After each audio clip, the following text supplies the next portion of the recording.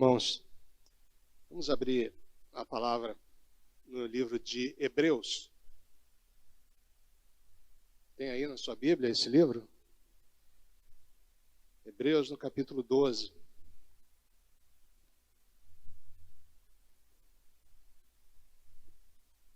Convido você a ficar de pé para nós lermos o texto. Hebreus capítulo 12, versículo 1 ao 3. Portanto, também nós, visto que temos a rodear-nos tão grande nuvem de testemunhas, desembaraçando-nos de todo o peso e do pecado que tenazmente nos assedia, corramos com perseverança a carreira que nos está proposta, olhando firmemente para o autor e consumador da fé, Jesus, o qual, em troca da alegria que lhe estava proposta, suportou a cruz, não fazendo caso da ignomínia, e está sentado à destra do trono de Deus. Considerai, pois, atentamente aquele que suportou tamanha oposição dos pecadores contra si mesmo, para que não vos fatigueis desmaiando em vossa alma. Vamos orar?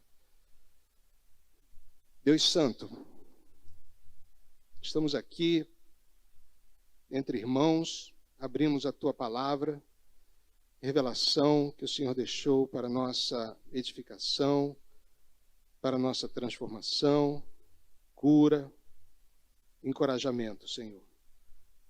Muito obrigado, Senhor, pelo seu cuidado. Tem misericórdia de nós, tem misericórdia da minha vida, com todos os meus pecados, com todas as nossas dúvidas, inquietudes, contradições.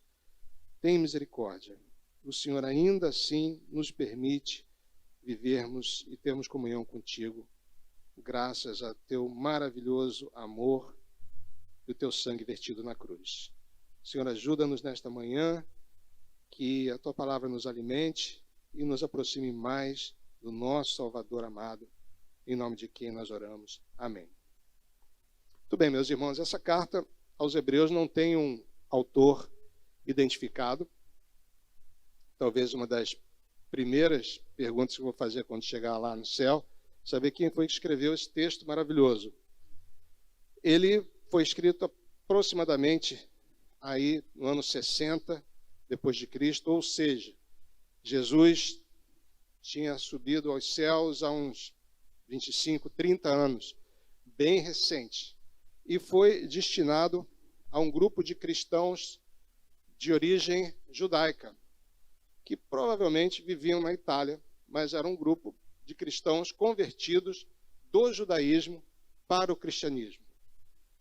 E eles passavam por um momento muito complicado de perseguição e de várias fontes, principalmente os romanos, que instituíram uma perseguição aos cristãos naquela época, e também dos próprios irmãos da antiga religião que professavam o judaísmo.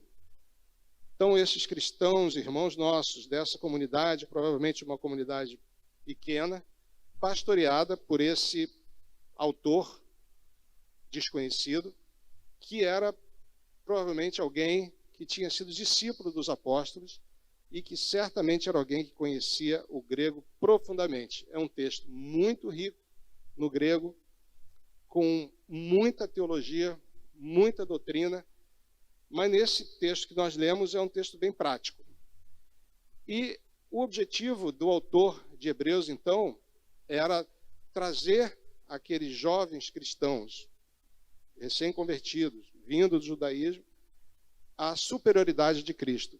Porque, em função dessas perseguições, de todas essas lutas que eles passavam, enfrentando os romanos, os próprios judeus, eles estavam pensando em retornar ao judaísmo. Eles vinham de uma religião cheia de cerimônias. O templo, nessa época, ainda estava de pé, o templo em Jerusalém. Muitas cerimônias, sacerdotes, festas, e eles abraçaram, então foram alcançados pela graça e passaram a viver um cristianismo simples, que seguia um carpinteiro que viveu pobre, sofreu, morreu uma morte vergonhosa, e ressuscitou, mas a perseguição e todas as lutas que eles passavam estavam levando aqueles irmãos a considerar voltar ao judaísmo. E esse pastor então escreve essa carta para destacar a superioridade de Cristo em relação a tudo que eles viviam, tudo aquilo que eles viveram, tudo aquilo que o judaísmo representava.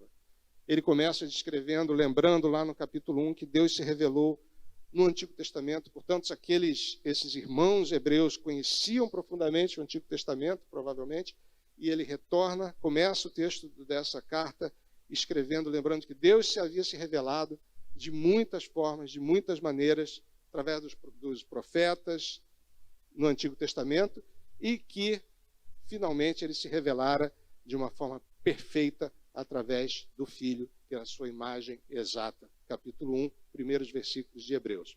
Em seguida, ele vai destacando a superioridade de Cristo em relação a Moisés, o grande libertador, o grande profeta, o grande representante que trouxe a lei, Cristo superior a Moisés, e Cristo superior aos anjos, Cristo superior aos sacerdotes que serviam no templo. Ele discorre tudo isso. Então, como que num novo evangelho, o texto de Hebreus, ele mostra não aquilo que Jesus fez aqui na terra, como nos evangelhos, mas ele vem destacar o ministério contínuo de Jesus no céu a partir da sua ascensão, onde ele diz, alguns capítulos antes, que Jesus continua intercedendo continuamente por nós, como nós vimos aqui no texto que acabamos de ler no momento de oração. O Senhor está com seus ouvidos abertos, atentos, intercedendo continuamente por nós hoje, desde aquele momento e para sempre. Então ele traz esse texto para encorajar aqueles desanimados, aqueles que na vida estão enfrentando muitos obstáculos de diversas formas. E ele trata essa vida cristã aqui como uma corrida, como nós vemos aqui. Também nós, visto que temos a rodear-nos tão grande nuvem de testemunha, corramos com perseverança a carreira que nos está proposta. Carreira, a corrida, é o termo que ele usa. E os escritores do Antigo Testamento fazem várias analogias da vida cristã. O apóstolo Paulo fala de uma corrida, fala de completar a carreira. O apóstolo Paulo, em Efésios, trata a vida cristã como uma guerra, porque ele nos chama para usar a armadura. Ele trata também como um combate, lutei o bom combate, completei a carreira, guardei a fé. Então ele trata, o texto do Novo Testamento trata a vida cristã em diversas analogias, mas todas têm em comum o fato de que a vida cristã é uma vida de luta. Então, você em algum momento da sua vida, você foi alcançado por Jesus Cristo, pela sua graça irresistível, e você começou naquele momento uma carreira, uma luta, uma corrida. E aqui a corrida que ele trata é uma maratona. Se nós voltarmos à Olimpíada do México em 1968, o último dia da Olimpíada, maratona, 42 quilômetros, o estádio, encerramento da maratona, última atividade, última competição, estádio cheio, e ali chega o ganhador da maratona, aplausos e festa, e ele recebe a medalha de ouro. E a Olimpíada se encerra, mas ainda algumas pessoas ficam por ali. Quase que uma hora depois, chega o último competidor da maratona. O vencedor já tinha chegado, havia uma hora, já tinha recebido a sua medalha, e uma hora depois chega ali um corredor da Tanzânia chamado Aquari. O Aquari chega quase arrastado, mancando. Ele correu, ele sofreu cãibra, caiu, se levantou e 1 hora depois ele chegou. E aí, acabou que ele se tornou mais interessante do que o vencedor da maratona, porque as pessoas voltaram para o estádio para aplaudir, para ver o que estava acontecendo ali com aquele homem. E uma repórter perguntou, quando você caiu, quando você começou a perceber que você não ia ganhar, você não pensou em desistir? Por que você não parou? Já que você não iria ganhar. E ele falou assim, eu nunca pensei em desistir. Meu país não me enviou 8.000 quilômetros para a cidade do México para apenas começar uma corrida. Eles me enviaram para completar a corrida.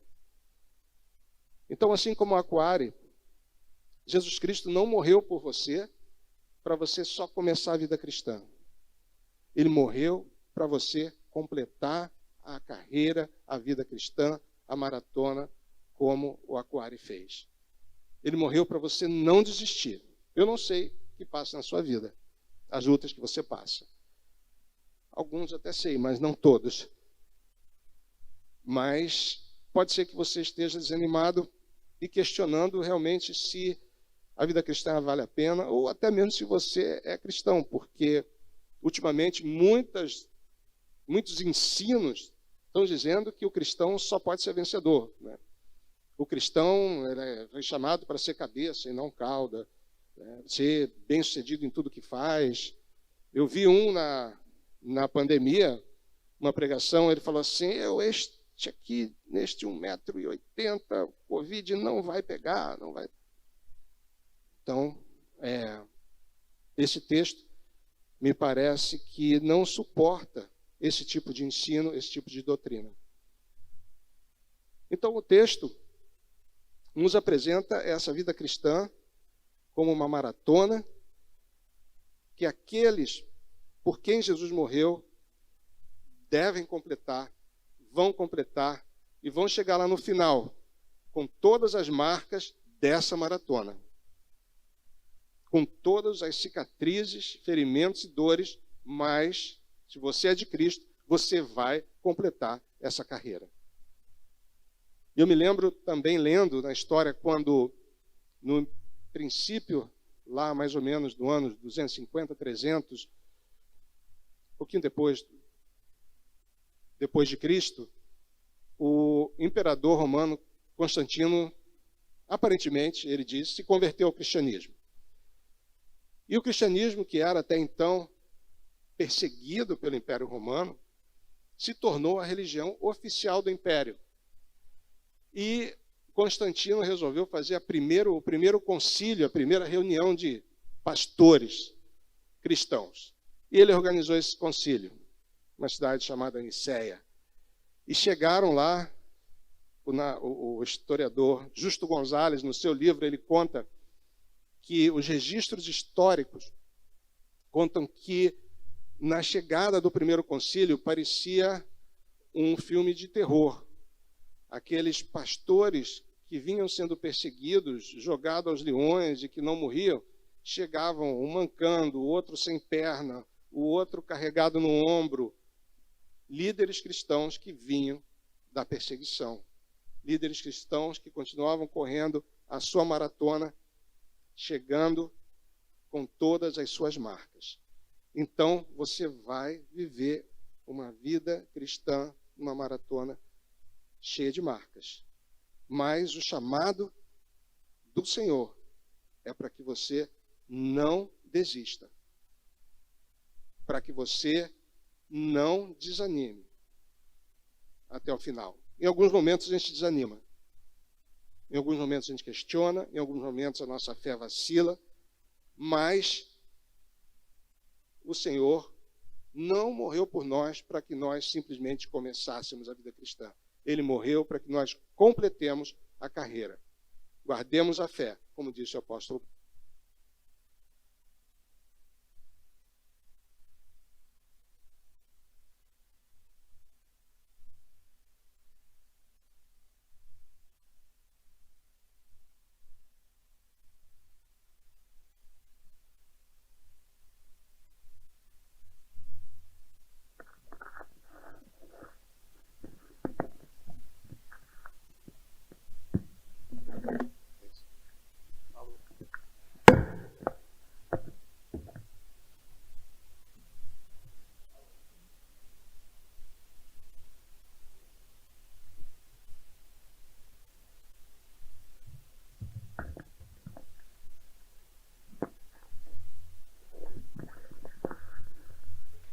Vamos nesse aqui, né?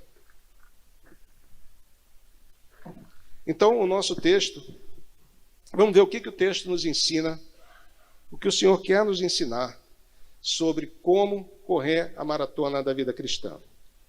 Capítulo 12 começa com essa palavra, portanto. Uma conjunção, uma palavra que conecta o texto que vem em seguida ao texto que vem antes. Portanto, o texto que vem antes é um capítulo muito especial no livro de Hebreus, que é um capítulo da fé. Ele começa o capítulo 11, terminando o 10, ele diz assim: somos, entretanto, da fé para a conservação da alma. Capítulo 10, versículo 39. Ou seja, o texto escrito para cristão, para você que é da fé, salvo, justificado por Jesus Cristo e que corre essa maratona da vida cristã. E em seguida ele vem e enumera uma galeria de personagens, começando na origem da história. Começando na origem da história com Abel. Está lá no capítulo 11. E aí ele vem Abel e ele fala de Enoque, depois de Enoque ele fala de Abraão, ele fala de Noé, de Abraão, de Isaac, e por aí vai. Ele começa em Abel e desfila essa galeria de personagens do Antigo Testamento que aqueles cristãos hebreus conheciam muito bem, que viveram pela fé. É nesse capítulo que ele várias vezes fala que sem fé é impossível agradar a Deus. Porque aquelas personagens viveram pela fé. E ele enumera aqui alguns que ele nem fala o nome. E lá no versículo 35, 36 e 37, ele fala assim: eles foram apedrejados, provados, cerrados pelo meio, mortos a fio de espada, andaram peregrinos, vestidos de peles de ovelhas, de cabras, necessitados, afligidos, maltratados, errantes pelos desertos, pelas covas, pelos antros da terra. E ele tem um parênteses aqui que ele diz: homens dos quais o mundo não era digno. Então, esses irmãos nossos na fé viveram uma vida muito difícil. Talvez muito mais difícil do que a sua, do que a minha. Provavelmente, né? Eles foram cerrados, comidos por animais, tudo, e nós não passamos por isso ainda. Mas eles passaram. Então, conta os registros que essa comunidade de hebreus, quando eles se reuniam, eles não sabiam quem ia para a reunião ou quem não iria. Porque, às vezes, eles chegavam para a reunião, 15, 20 pessoas, esses hebreus aqui, destinatários dessa carta, e ligavam: ué, cadê o irmão Tony? Ah, não, ontem ele foi jogado aos leões. Eles viviam essa realidade. Então, o texto nos traz algumas recomendações bem práticas sobre como viver, como encarar o desafio da vida cristã, dessa maratona que é a vida cristã. Vamos ao texto aqui.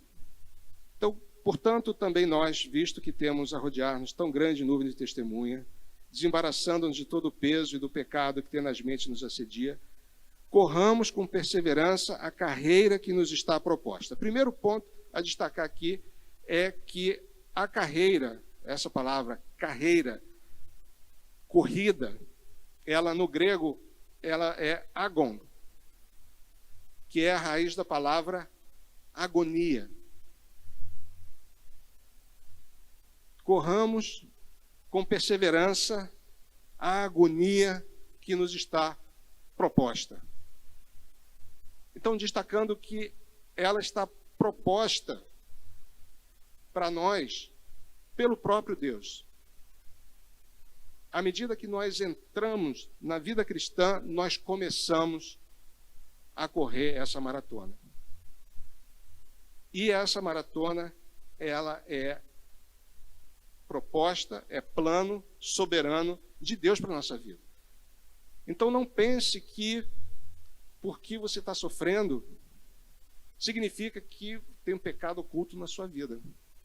Porque você chora, porque você tem medo, porque você não tem não tem muitas alegrias porque você tem dores, porque você tem marcas, tem feridas, significa que você está carregando um pecado oculto na sua vida, que você precisa fazer alguma campanha,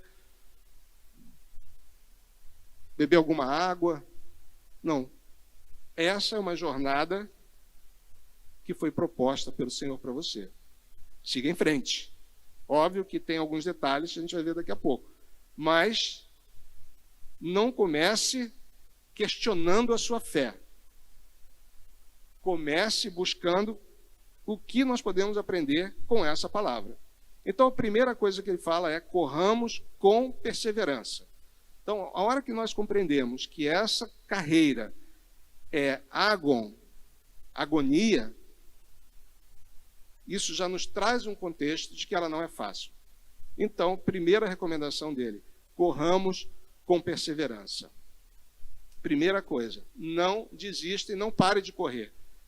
Às vezes dá vontade de parar, como aqueles hebreus. Desistir dessa vida cristã, ficar bravo com Deus, ficar zangado com Deus.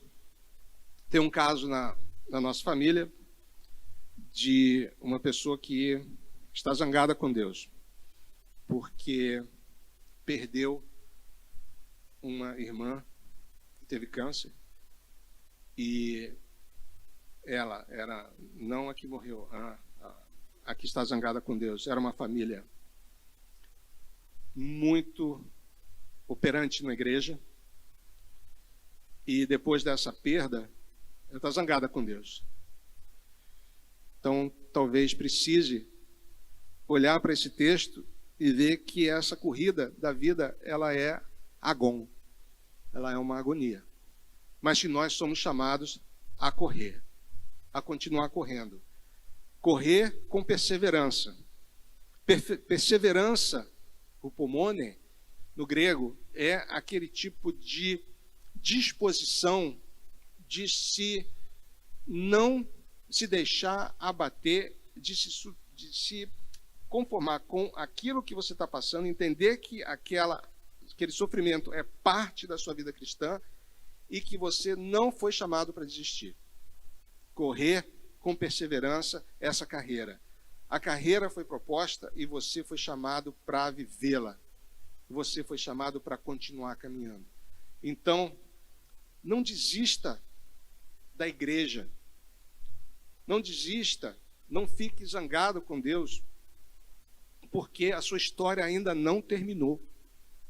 Você não chegou à linha final da maratona. Você pode ter caído, está cheio de dores, cheio de ferida, mas a primeira recomendação que o escritor inspirado aqui nos dá é: corramos com perseverança essa maratona. Não é uma corrida, a corrida da vida não é aquela da esteira, que você vai ali no ar-condicionado, dá uma corridinha leve. Não é uma caminhada, não é um jogging leve, é uma maratona. Maratona que traz dor, que traz sofrimento, que traz tropeço. Então, a primeira recomendação, a primeira instrução que nós vemos aqui no texto é para que nós continuemos correndo com perseverança. Não passe pela sua cabeça desistir da vida cristã. Não passe pela sua cabeça voltar atrás, porque talvez você não tivesse problemas ou situações que você hoje enfrenta, como aqueles hebreus não tinham antes no judaísmo. É agora no cristianismo eles tinham. Mas o chamado é: corra com perseverança. Primeira lição. Segunda lição: remova os obstáculos da sua corrida. Olha o que ele diz aqui: desembaraçando-nos de todo o peso e do pecado que tenazmente nos assedia. Na corrida, nós corremos melhor quando nós estamos mais leves, né? E ele dá aqui duas características que nos dificultam a corrida e que ele nos diz para desembaraçar, para desfazer, para remover. Ele fala o peso e fala do pecado. Então tem dois aspectos que ele destaca aqui no texto, que são obstáculos que nós precisamos lutar contra na nossa maratona da vida cristã. Primeiro é o peso. Peso, e vamos ter em mente aqui, naquela época, quando eles participavam de corridas, de maratonas, eles não tinham essas roupas de corrida que nós temos. Eles corriam com aqueles panos. Então, quanto menos pano, mais leve. Então, o peso que ele trata aqui são coisas que nós carregamos na nossa vida e que são até inocentes em si, são boas, são úteis, mas que causam peso. Eu não sei a história que você carrega na sua vida, como foi a sua relação com pai, com mãe, se você teve pai, se você teve mãe, mas isso muitas vezes é um peso que dificulta a relação com Deus, porque Deus se identifica como pai, e muitas vezes a nossa história com o pai é muito triste. Muitas vezes é uma história de abandono, de violência, de abuso, e quando Deus se identifica como pai, essa relação pode se tornar muito difícil. Então, muitas vezes, esse é um peso que nós podemos carregar na nossa vida. Pode ser um peso da nosso propósito de vida, ser tão importante para nós que desvia o nosso foco da maratona.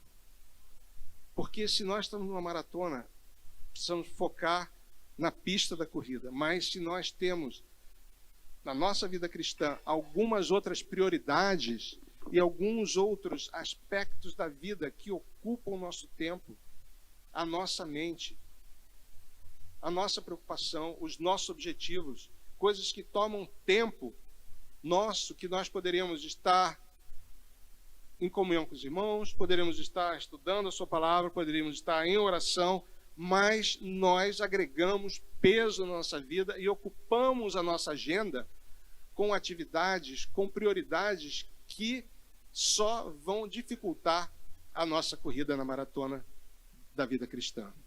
Então, a primeira coisa que ele fala aqui, se desembarace desse peso. Coisas que não necessariamente não são pecado, porque o pecado ele vai tratar depois.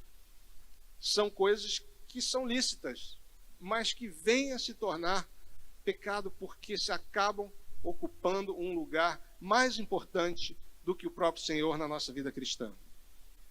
E ele nos diz aqui, primeira coisa, desembaraça de todo o peso. Segunda, e do pecado que tenazmente nos assedia. E essa palavra, nos assedia, ela, no grego, ela tem o sentido de nos cercar, tá à nossa volta.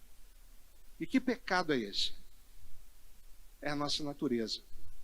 A nossa natureza caída, mesmo já justificados, a nossa natureza luta contra nós.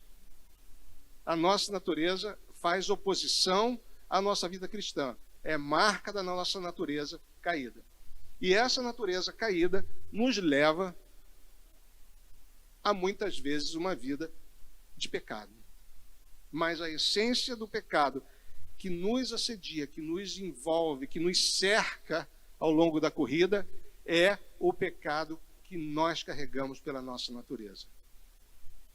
E como é que nós nos desvencilhamos desse pecado, se ele faz parte da nossa natureza caída? Ele vai dar algumas dicas mais à frente, então eu vou chegar lá.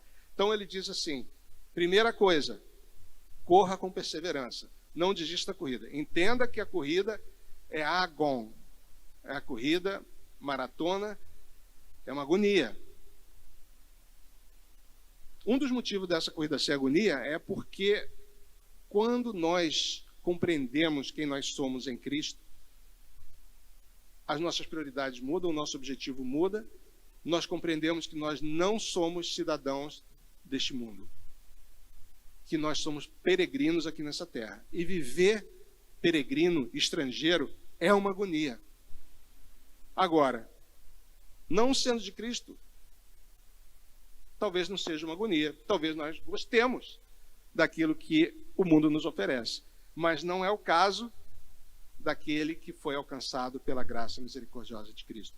Então, primeira coisa, corra com perseverança. Segunda coisa, se desembarace daquilo que é obstáculo para a sua corrida, que dificulta a sua corrida. Reveja suas prioridades, seus sonhos, seu tempo, seus objetivos e atenção para a sua natureza pecaminosa. Não confie em você. Não confie em você. Eu me lembro do reverendo Antônio Elias, quase 30 anos, vindo pregar aqui na nossa igreja, e ele falando sobre tentação, sobre o pecado, tentação, isso que nós estamos falando aqui. Estamos falando dessa maratona que é a vida cristã, a partir do momento que nós somos justificados e começamos a nossa jornada de santificação. E ele, contando que ele foi pregar em algum lugar e estava no hotel e estava de noite lá no hotel, ele de pijama. Quem não conheceu, o reverendo Antônio era um senhor, ele já estava quase 90 anos naquela época, pai do pastor Tel da igreja Betânia. E bateram na porta, no quarto dele, e ele abriu a porta, era uma moça, assim, reverendo, queria comentar que, poxa, fiquei muito tocada com a sua pregação, né, com a sua forma de falar, né, e aquilo ali, ele no quarto, sozinho no hotel, e a moça, com essa conversa, ele começou a ficar, ele falou, eu comecei a ficar desesperado. Ele falou, não confio em mim. Eu saí do quarto de pijama, correndo até o elevador e fui para o lobby do hotel. Então, o que poderia acontecer, né?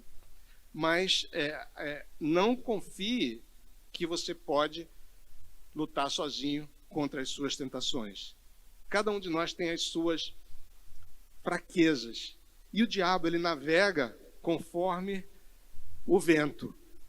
Ele navega conforme as nossas próprias tendências, como o texto diz, os nossos desejos mais profundos, que vão se manifestando na nossa vida, não que ele leia nossos pensamentos, mas porque esses desejos se manifestam na nossa vida, nas nossas prioridades e naquilo que nós nos focamos. E vai usando isso para nos desviar desse caminho. Então, aquilo que era peso simplesmente inocente, como muitas vezes a minha carreira, ou filho, ou neto, ou a própria igreja, começa a se tornar peso, porque o próprio diabo muitas vezes, e nós outras vezes, vamos desviando o foco do nosso Salvador e daquilo que é a nossa maratona de santificação por conta desses pesos, por conta daquilo que nós agregamos à nossa vida e que não contribui com a nossa vida cristã.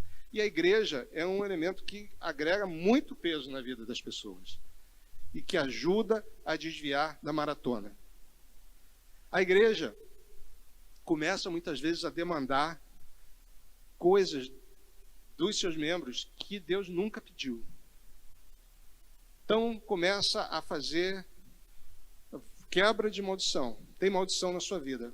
Você tem que quebrar a maldição, vir aqui no culto de quebra de maldição.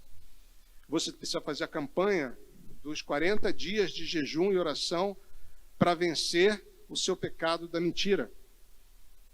E aí nós vemos o apóstolo Paulo falando, aquele que mentia, pare de mentir e fala a verdade. O preguiçoso, o que roubava, não precisa fazer campanha de oração. Ele fala, vai trabalhar, para depois você dar. A igreja agrega muitos desses cargos, muitas dessas cargas, muito desse peso que acaba dificultando a vida cristã das pessoas. E muitas vezes afasta pessoas. Eu conheci pessoas com muitas marcas criadas dentro da igreja. Eu me lembro de uma pessoa que esteve aqui, que estava grávida, e ela veio ali na escola dominical e falou que ela estava com muito medo e pensando em fazer o aborto. Porque na igreja da irmã dela, eles tinham tido uma visão que no parto ela ia morrer e o bebê ia morrer. E essa revelação foi passada para ela e para a irmã dela. E pronto, ela grávida, desespero total. E ela queria fazer o aborto. E, obviamente, que ficou aqui um tempo, não fez o aborto, não morreu. Então, exemplo de como a igreja pode criar muitos obstáculos, muitas dores, muita tristeza, muita frustração na vida das pessoas. Portanto, muito cuidado com o que você ouve e com o que você guarda. Com o que você ouve nos púlpitos e com o que você guarda e leva para a sua vida cristã. Porque isso pode ser muito embaraço na sua carreira. E depois vai ter muito sofrimento e dar muito trabalho para ser curado, para poder fazer uma vida cristã, uma maratona de corrida leve, suave, como deve ser.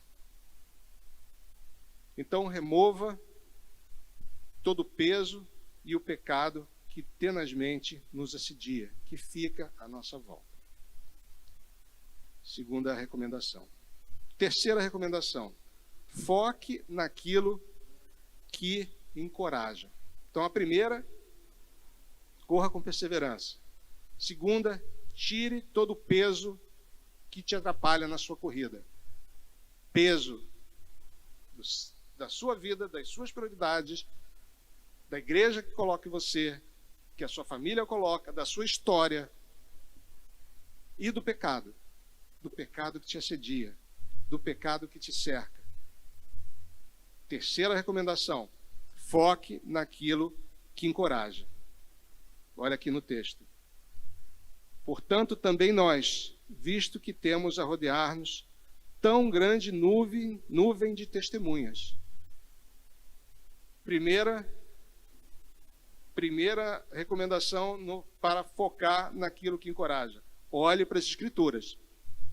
E aí ele volta para explicar por que ele inseriu esse capítulo com todos esses personagens do Antigo Testamento aqui. Porque muitas vezes eu ficava lendo esse texto de Hebreus e via que talvez esse capítulo 11,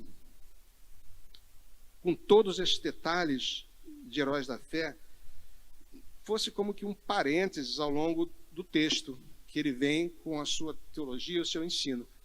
Mas aqui, no capítulo 12, dá para entender por que ele fez toda essa narrativa desses heróis da fé. Porque ele está trazendo esses heróis da fé como exemplo, como testemunhos de fé de pessoas que viveram uma vida, uma maratona, uma agonia na vida cristã muito dura, que foram cerrados ao meio, dos quais o mundo não era digno, mas que permaneceram até o fim na sua carreira. Então, primeiro exemplo, primeira recomendação que ele dá para você encorajar se você está desanimado com a sua vida cristã, se você está desanimado com a sua vida como um todo. Olhe para as Escrituras. Aqui está cheio de exemplos de irmãos na fé que viveram uma vida cristã muito difícil, mas que permaneceram firmes até o fim. Olhe para as Escrituras. Essa nuvem de testemunhos, e nuvem que ele fala aqui no grego é multidão, porque ele chega a um ponto na narrativa do capítulo 11 que ele já não cita mais nomes, ele fala outros. Então nós temos inúmeros exemplos no Antigo Testamento de irmãos nossos que viveram uma vida, uma maratona muito difícil até o fim. Segunda recomendação é olhe para essa nuvem de testemunhas que também está sentada aqui ao seu lado. Se você olhar para o seu lado esquerdo, o seu lado direito, à sua frente e atrás, você vai ver companheiros de maratona, de agonia, estão perseverando aí até o fim. Essa é a igreja. Essa é a igreja. A igreja somos nós, como corpo, suportando uns aos outros e servindo de apoio e de ajuda e de exemplo para que o nosso irmão, olhando para nós, não desanime. E para que nós, quando desanimados, ao olhar para o nosso irmão, também nos reanimemos. Então, olhe para os exemplos da Escritura, olhe para os exemplos à sua volta na sua igreja. E terceiro, olhe firmemente para Jesus, versículo 2. Olhando firmemente para o autor e consumador da fé, Jesus. Olhe para as Escrituras, os exemplos que ele listou do Antigo Testamento, olhe para os seus irmãos e olhe principalmente, firmemente, para o autor e consumador da fé. Essa palavra autor, ela no grego também traz o sentido de pioneiro. Aquele que, como numa batalha, era aquele, o olheiro que ia na frente para desbravar os caminhos. É essa o sentido dessa palavra autor. Então ele está dizendo o seguinte, que antes de você e da vida de sofrimentos que você vive e do desânimo ao qual é você atentado, Jesus passou por sofrimentos muito maiores do que os seus, do que os meus.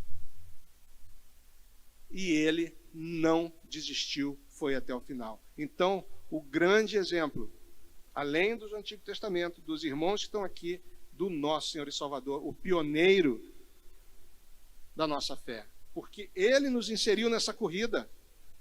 Agora, ele nos inseriu numa corrida a qual ele já tinha corrido. Então, se você pensa que você está sofrendo, e você pode estar sofrendo, isso pode ser parte da sua vida cristã, Jesus passou por sofrimentos maiores que você talvez nunca vá passar. Então, além de pioneiro, autor, ele é o consumador da nossa fé. Ele é aquele que está intercedendo por nós para que nós completemos essa carreira. Então ele começou a carreira, correu à nossa frente, é o pioneiro, mas ele também é aquele que, ao terminar a maratona dele, não foi descansar, continua intercedendo por nós. Terceiro, foco. Então, foque naquilo que te encoraja. Os exemplos do Antigo Testamento, os irmãos à sua volta, o nosso Senhor, autor e consumador, e foco no prêmio à frente. Jesus, versículo 2, o qual, em troca da alegria que lhe estava proposta, suportou a cruz, não fazendo caso da ignomínia, e está sentado à destra do trono de Deus. O que o texto está dizendo aqui é que Jesus, em troca da alegria que estava proposta, significa que ele tinha a opção de não passar pelo que ele passou. Ele era o Deus eterno, um com o Pai. Alegria plena. Alegria plena. Ele trocou essa alegria plena pela cruz. Em troca da alegria que estava proposta, veja só, a carreira que nos está proposta da vida cristã é uma carreira, uma maratona, como o texto diz, proposta a partir da nossa conversão, que o Senhor propõe, o Senhor na sua soberania tem para nós na nossa vida. Proposta para ele era uma alegria plena na Trindade, alegria eterna. O Pai amando o Filho, que ama o Pai, que ama o Espírito Santo, sem precisar de nada, sem precisar de ninguém. Ainda assim, ele trocou essa alegria que estava proposta pela vergonha da cruz. olhando para o prêmio adiante, está sentado à direita de Deus. Agora, ele já estava na presença do Pai. Então, que prêmio é esse? Na verdade, esse prêmio é para nós. Porque quando ele falou lá para os discípulos, eu vou para o Pai, eu vou preparar lugar para vocês, para que onde eu estiver, vocês também estejam. Então, o grande prêmio aqui é para nós, assentado à destra do trono de Deus. Então, meus irmãos, nós temos textos no Novo Testamento que revelam que existe um trono para nós ao lado de Cristo, na presença do Pai, assim que nós completarmos a nossa maratona de vida cristã. Então, quando ele compara o prêmio, o nosso prêmio, com o prêmio do nosso Senhor, a perspectiva da nossa vida cristã precisa mudar. Porque o que nós passamos aqui, qualquer que seja a situação, é passageira. Porque o que nos espera ao final da nossa maratona, ao final do da agonia da nossa maratona, é a presença do nosso Salvador e a presença do Pai eternamente. Considerai, pois, atentamente aquele que suportou, versículo 3, tamanha oposição dos pecadores contra si mesmo, para que não vos fatigueis desmaiando em vossa alma. E isso, ele correu essa maratona, ele sofreu, enfrentou a cruz, para servir de exemplo, para que nós nos mirássemos nele e não desmaiássemos no meio da nossa maratona. Então, meus irmãos, é um texto muito prático, escrito para esses irmãos nossos que estavam passando por muitas tribulações. O texto anteriormente fala que eles perderam casas, perderam família, eles eram mortos e estavam pensando em retroceder na vida cristã. E o texto diz, primeiro, continue com perseverança. A vida cristã não é uma estrada colorida no mundo da Barbie. A vida cristã é uma maratona cheia de obstáculos, cheia de dores, cheia de marca, cheia de frustrações, cheia de choro. Segundo, remova tudo aquilo que pode dificultar a sua maratona, porque muitas coisas nós criamos dificuldade para nós. Remova, revise as suas prioridades, o seu tempo. Atenção, não confie na sua natureza pecaminosa. Você tem uma natureza caída. Você é salvo, você é de Cristo, mas você ainda tem a natureza caída. Não confie que você vai resistir às tentações. Cuidado, não ande no fio da navalha. Terceiro, olhe para aquilo que te mantém o foco. Olhe para as Escrituras. Olhe para os irmãos à sua volta. Olhe para o pioneiro, autor e consumador da nossa fé, nosso Salvador. Olhe para o prêmio que está proposto para você e para mim. O mesmo prêmio que Jesus recebeu está ao seu lado, está com o Pai eternamente. Então, meus irmãos, de forma... O que isso significa para a nossa vida? Primeiro, você compreender que você foi salvo por Cristo para não desistir. Ele não morreu para que você desista da vida cristã, fique zangadinho com Deus, aborrecido, inimigo de Deus. Ele morreu para que você complete a sua carreira. E é essa a característica do cristão. Se você é crente em Cristo, você vai completar essa carreira.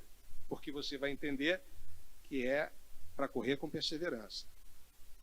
E nessa carreira, procure pensar Em que você está ocupando o seu tempo? Quanto tempo você dedica para coisas que vão te alimentar, te ajudar a focar no resultado, a focar no objetivo, a focar na sua trilha, na sua pista de corrida? Quanto tempo você dedica para ler a sua Bíblia, para estudar a sua Bíblia? Quanto tempo da semana, do dia, você dedica para orar? Você não precisa orar aqui. Você pode orar no banheiro do seu trabalho, no ônibus, no trem, no carro. Quanto tempo da sua semana você dedica? Que pesos você está agregando na sua vida que são desnecessários? Que complicações, que decisões você está tomando que vão tornar a sua vida cristã mais difícil? Você pode ser que tenha que abrir mão de algumas coisas. Talvez de algumas amizades. Será que você está alimentando a sua mente com conversas com amigos que te ajudam a tirar o peso da vida cristã ou colocar mais dificuldade? Aparentemente pode ser muito bom, mas depois vai criar mais dificuldades. Atividades, amigos, companhias que vão te afastar da comunhão com a igreja, que vão tomar tempo da sua leitura bíblica, que vão tomar tempo da sua oração. Talvez você tenha que abrir mão, muitas vezes. Ou talvez você esteja envolvido em tanta atividade profissional que não sobra tempo para você orar, ler a Bíblia. Eu confesso, essa é uma dificuldade para mim. Eu preciso sempre me recalibrar, revisitar o meu tempo e ver se eu não estou exagerando, porque muitas vezes a gente gosta do trabalho e isso é digno e é bom, e é muito bom quando é assim, mas muitas vezes isso que é lícito e é bom e é digno começa a tomar uma proporção que começa a ocupar tempo que eu deveria estar, por exemplo, orando, ou lendo a Bíblia, ou em comunhão com os irmãos, ou muitas vezes em comunhão com a minha própria família. Então é algo que eu preciso estar sempre muito atento na minha vida. E eu imagino que isso também faz parte da sua vida. E também, meu irmão, minha irmã, não renuncie à igreja. Esse troço de desigrejado, isso não está na Bíblia. Desigrejado é uma palavra que não está no texto bíblico. Nenhum dos 66 livros tem essa palavra, desigrejado. Isso não dá, gente, sabe? Igreja, crente tem que estar na igreja. Eu não estou dizendo no pré, mas tem que estar ligado a um corpo. Tem que estar convivendo com os irmãos. É aqui, na vida com os irmãos, que nós ajudamos a tirar o peso que está atrapalhando a vida do outro irmão, e o irmão ajuda a tirar o nosso peso. É aqui que nós aprendemos a perdoar, é aqui que nós erramos, e é aqui que nós perdoamos, e é aqui que nós ofendemos de repente um outro, e aí exercitamos o perdão. É aqui. Esse é o exercício da maratona da vida cristã. E essa maratona precisa ser vivida em comunhão, em igreja. Não desista da igreja. Não fique zangadinho com Deus. Isso não é marca de cristão. Agora, se você ainda não teve um encontro com Cristo, essa maratona não é para você. Agora, o resultado final, o prêmio final, também não é. Se você não é cristão, pode ser que você esteja correndo, não uma maratona, mas em círculos e sem perspectiva final. E eu pergunto, o que vai acontecer quando você fechar os seus olhos aqui? Qual é o destino final da sua corrida da vida? Cristo estará lá te esperando para sentar ao lado dele com o Pai. Então, essa é a hora de você pensar. Se você é cristão, não desanimar, focar na corrida, tirar os pesos, desconfiar de você, focar no resultado final, olhar para Cristo. Não desistir da igreja. Se você não é cristão, é hora de você pensar qual é a corrida da sua vida e qual é o final dessa corrida e para onde você está indo. Resumindo, nesse texto nós podemos ver o cuidado do Espírito Santo com a sua vida, com a minha vida, ao deixar registrado esses ensinos para que nós possamos enfrentar a maratona, o agon da nossa vida cristã, sem desistir. Sem desistir de nós, sem desistir da igreja, sem desistir do nosso Salvador, porque Ele não desiste de você. E desistir não é marca de cristão. Se você desistiu, a grande pergunta é: será que você realmente se converteu? Ou você precisa ainda ter um encontro com Cristo? Então, meus irmãos, sigamos a nossa maratona juntos, um suportando o outro, olhando para o Antigo Testamento e olhando para o nosso amado Salvador, o nosso pioneiro nessa maratona e aquele que é o consumador da nossa fé, que estará conosco até o final da nossa jornada. Amém?